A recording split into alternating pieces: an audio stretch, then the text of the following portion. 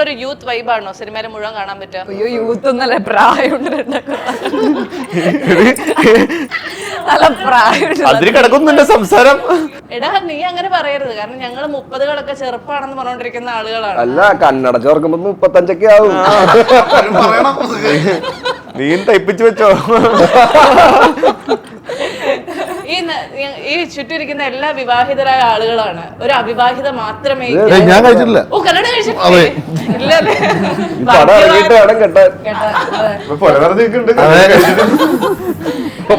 പോർച്ച നിറഞ്ഞിരിക്കണേ.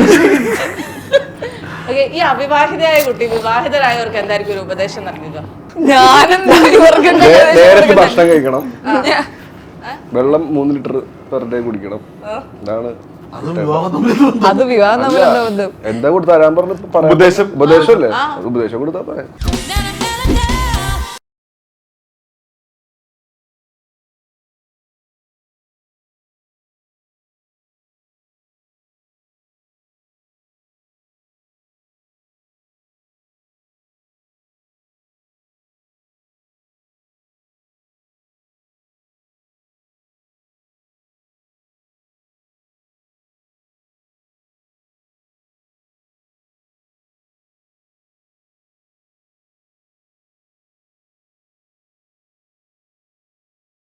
കഥ കേട്ട് കഴിഞ്ഞപ്പോ കഥ തന്നെയായിരുന്നു. കഥ കേട്ടപ്പോ ഇതൊരു സിനിമയായിട്ട് വന്നു കഴിഞ്ഞാൽ കാണാൻ എനിക്കും ആഗ്രഹം ഉണ്ടായിരുന്നു. ഈ സിനിമേനെ മാത്രം സ്പെഷ്യൽ ആയിട്ട് അർജുന് തോന്നിയത് എന്തായിരിക്കും? 2025 ഇറങ്ങുന്ന ആദ്യത്തെ പടം. ആദ്യത്തെ പടം 2025 ആകുമ്പോൾ എന്തെങ്കിലും ടെൻഷൻ ഉണ്ടോ? ടെൻഷൻ അടിക്കണമെങ്കിൽ ഈ പടം കമ്മിറ്റ് ചെയ്യണം പഠിക്കണമായിരുന്നു. കമ്മിറ്റ് ചെയ്ത് ഷൂട്ടിങ് കഴിഞ്ഞ് ഡബിങ് കഴിഞ്ഞ് മിക്സിങ് കഴിഞ്ഞ് പടം റിലീസാവാണ്.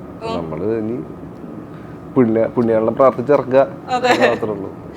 വളരെ മുതിർന്ന താരങ്ങളുടെ കൂടെയും വളരെ യങ്സ്റ്റേഴ്സിന്റെ കൂടെ അഭിനയിക്കുമ്പോൾ അനശ്വര കണ്ടെത്തിയ ഒരു ഡിഫറൻസ് എന്താണ്? എല്ലാവരുടെയും കൂടെ വർക്ക് ചെയ്യാൻ എനിക്ക് ഭയങ്കര കംഫർട്ടബിൾ ആയിരുന്നു. ഞാൻ ഭയങ്കര ഡിഫറൻസ് ഒന്നും എനിക്ക് തോന്നിയിട്ടില്ല. ഇപ്പൊ എന്റെ പ്രായമുള്ള ആൾക്കാരാണ്, ഇപ്പൊ യങ്സ്റ്റേഴ്സ് ഒക്കെ ആണെങ്കിൽ തണ്ണിമുത്തൻ, സെറ്റിലേഴ്സ്, ഷാരനേരൊക്കെ എന്റെ വൈബിലുള്ള ആൾക്കാരാണ്. നമ്മളൊരു ഫ്രണ്ട്സ് പോലെ ഒരുമിച്ചൊക്കെ പോകും.